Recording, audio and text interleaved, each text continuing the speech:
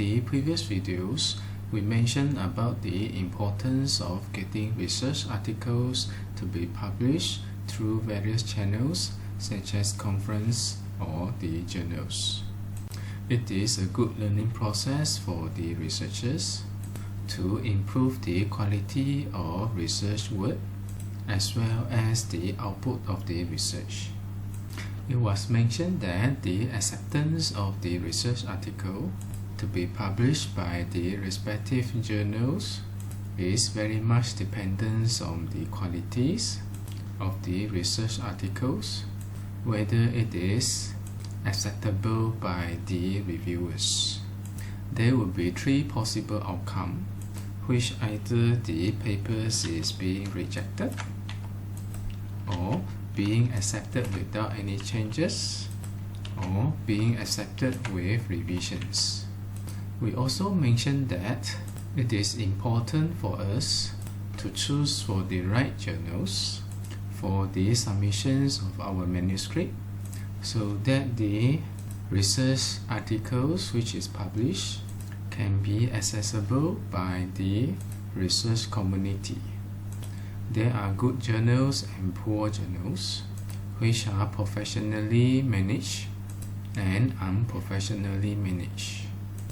We should go for the journals which are professionally managed. We also introduced the concept of the ranking of the journals within the field of study in terms of the Q1, Q2, Q3, and Q4. Those rankings were concluded based on several measurable criteria reflecting the performance and prestige levels of the journals. Most of the researchers would like to go for the Q1 journal to be recognized of good quality as well as the significance of the research. Now let us proceed with the discussions on another aspect of choosing the right journals, which you will need to go for the journals which is relevant to your field of study so that the published articles can reach to the right research community. As the purpose of getting papers to be published is to be read by the respective researchers so that people are aware of your work and your research is able to offer some contributions to the academic or research communities. Therefore, in selecting journals for you to submit for your publications, you will need to check through their website. Spend some time looking into every page of their website, especially the aim and scopes, which give you informations the main areas of the journals, whether it is relevant to your study. You would like to submit your papers to those which is relevant to your study. Otherwise, the chances of being rejected will be relatively high, especially when the editors decided that the focus of your study deviated from the aims and scopes. I would say nearly all the journals will have the aims and scope clearly specified. Read it too carefully to find whether your investigations are relevant to the aim and scope. This is an example of the aims and scopes of a journals. Based on the list of the scopes outlined here, you know that this is basically civil engineering, covering nearly all the fields in the civil engineering, from building and constructions, soil foundations, water resources, highways, construction materials, and so on so forth. Next, you will need to read through the instructions to the authors. This is where you acquire the requirements by the journals, templates or guidelines for the formattings, and so on so forth. You might want to know the article processing fee as well, because there are journals, normally open access journals, are collecting fee for your papers to be published in their journals. and there will be journals which do not collect any article processing fee, and you may submit and publish without any cost. It is dependent on you whether you would like to go for the free journals or you are willing to pay some costs for your papers to be published. Next, you might want to know the publications frequency. How often the journals is being published within 1 year. Some may be 2 issues in a year. That means there will be an issue of journals being published once every 6 months. There are also journals producing an issue every 3 months or every 2 months. This also gives you an idea the rate of publications of that particular journals, implying to you an estimated time required to get papers to be published. If you would like to know the exact time or the durations that you need to allocate for your papers to be published, you may also check through their website, see if they provide you SOP in terms of the durations required from the day that you submitted your manuscript until the day of the decisions. Also, you may download some of the published journals from the archive. Normally, the dates are recorded in every journals.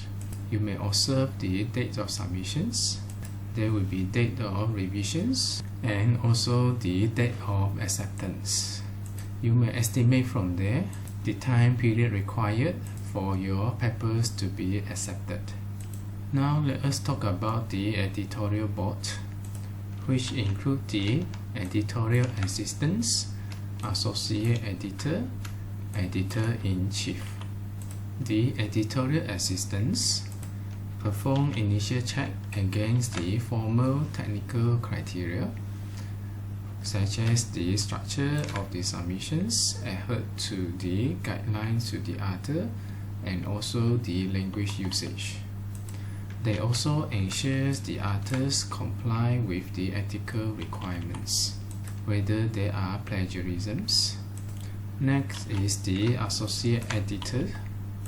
They appoint reviewers for your manuscript and handle the reviewing process.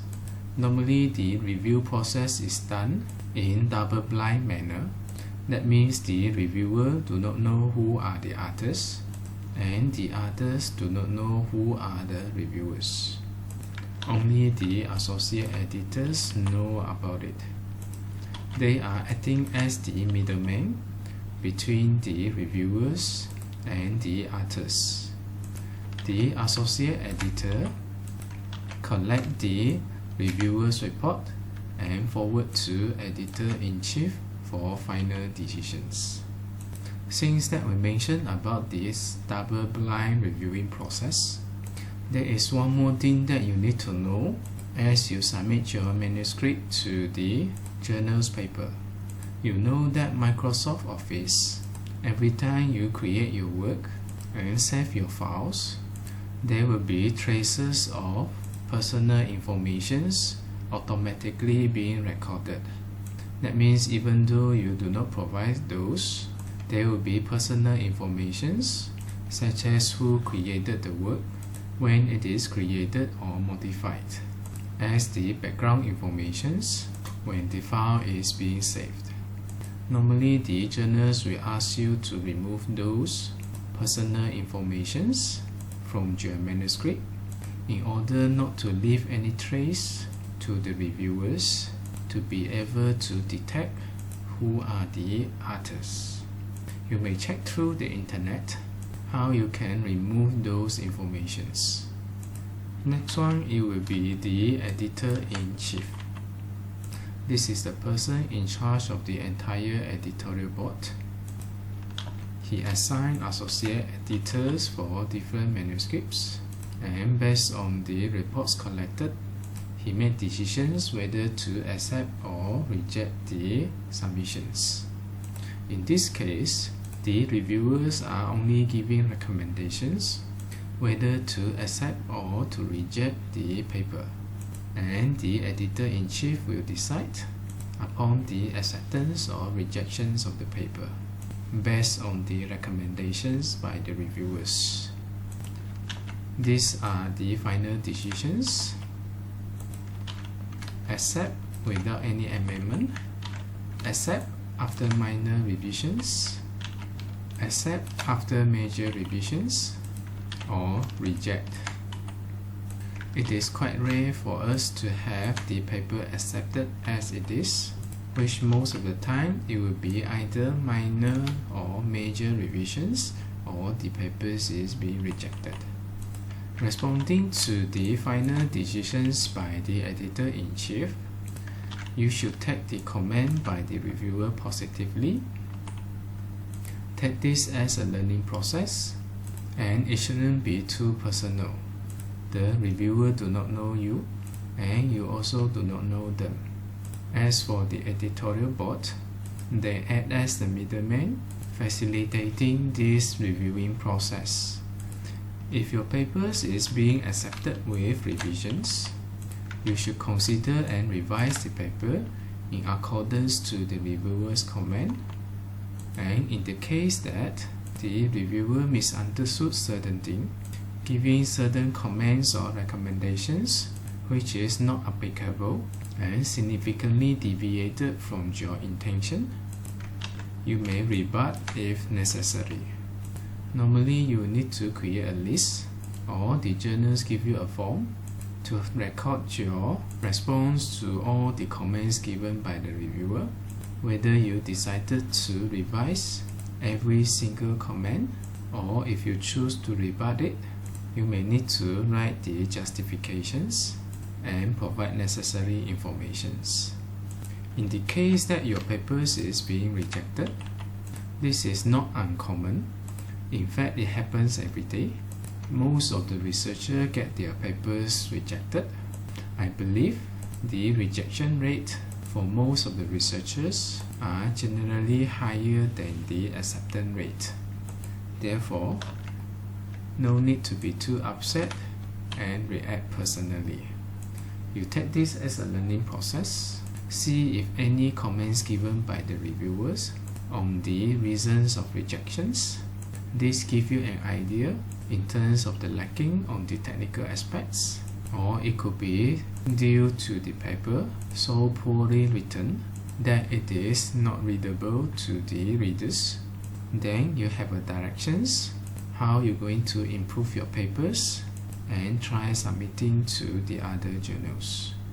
This is an example of the instructions to the authors, which include the instructions for online submissions, the guideline for the authors to produce the manuscript, where there are guidelines for manuscript, format, article template, submissions preparation checklists, and others. There will also be copyright notice, as well as the privacy statements. All these are significant aspects to be covered and to be known by the authors before doing any submissions. This is an example of article processing fee, or sometimes they call it publication charges. In the case that no charges incurred, the journals will state it clearly, such as there are no charges to submit and publish all types of articles in the journal. All articles published in our journals are open access and are freely and widely available to all readers via the journal website. In this case, the journals have made it quite clear there won't be any charges on the authors.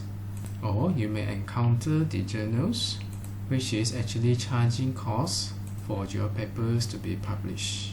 For example, the publication fee, the cost per page, is charged for paper accepted. For the research papers exceeding 8 printed pages and technical notes exceeding 4 printed pages, extra typesetting cost is charged with cost per exceeding page. That means there will be costs for the papers to be published, and your research paper cannot exceed 8 printed pages. As for the technical note, it cannot exceed 4 printed pages. If the number of pages exceeded, there will be extra cost to it, which is counted by the numbers of exceeding pages.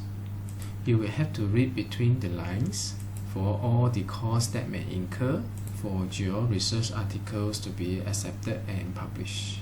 Some may have a limit of 8 pages, some may have the limits of 10 pages, and the cost can vary quite significantly among different journals. This is an example of publication frequency. The journals publish thrice a year in one issue. Number 1 to 3 are scheduled for publications on January, May, and September.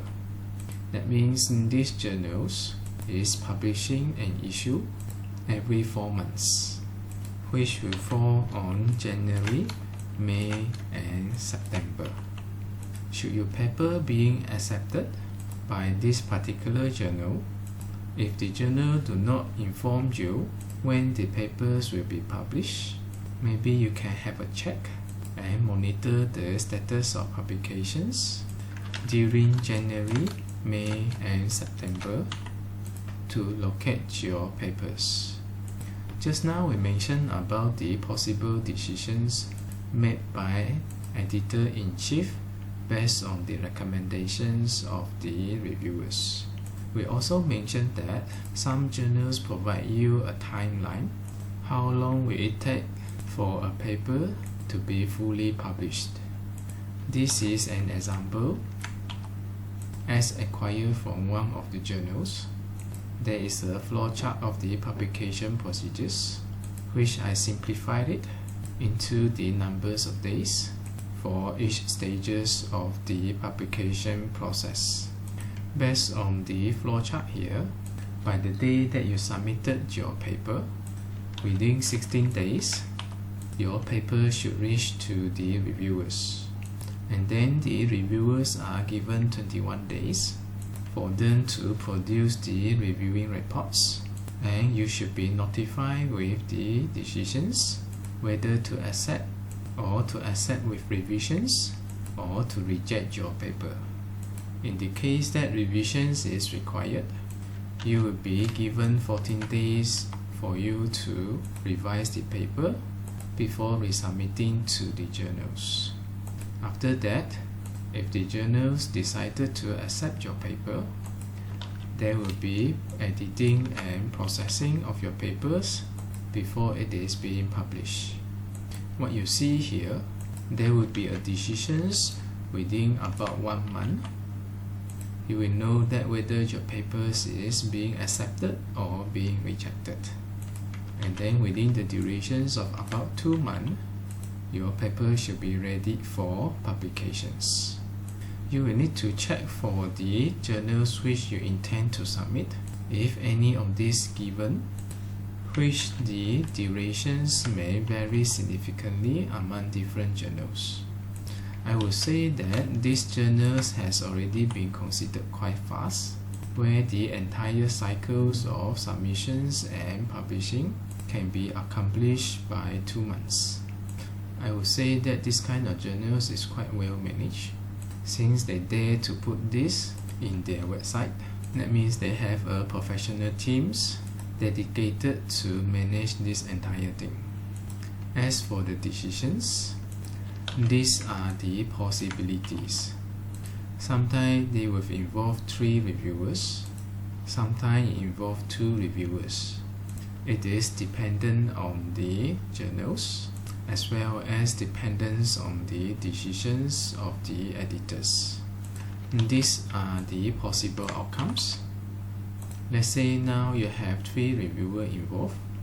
You can have all the reviewers recommend for the acceptance. That means automatically editor will accept your paper. Or if you have 3 reviewers, 2 recommend to accept while 1 recommend for rejection, the editor will go for the majority. That means the chances of your papers being accepted will be relatively high. Let's say now if there is only 2 reviewers, both agree, that means your chances of being accepted, it will be nearly definite. Next, if all 3 of the reviewers recommend to reject, that means your papers will be rejected. And if a majority of the reviewer recommend to reject, the chances of rejection will be high also. Same goes to when there are 2 reviewers, both recommend to reject, that means your papers will be rejected. Sometimes when there are only 2 reviewers, one suggests to be accepted while another one suggests to be rejected. In this case, it is quite hard to tell whether to accept or to reject the paper. Normally, this will incur an additional reviewer to see the final outcome. There is one more thing that you need to know about the journals. It is about the indexing. This is also quite important as it will govern the accessibility of your research articles by the research community. There is quite a number of lists of indexing. The common ones include the Scopus, Web of Science, Google Scholar, Crossref, and so on and so forth. There will also be indexing by different countries, and normally the journals will specify the list of the indexing that the journals complying with.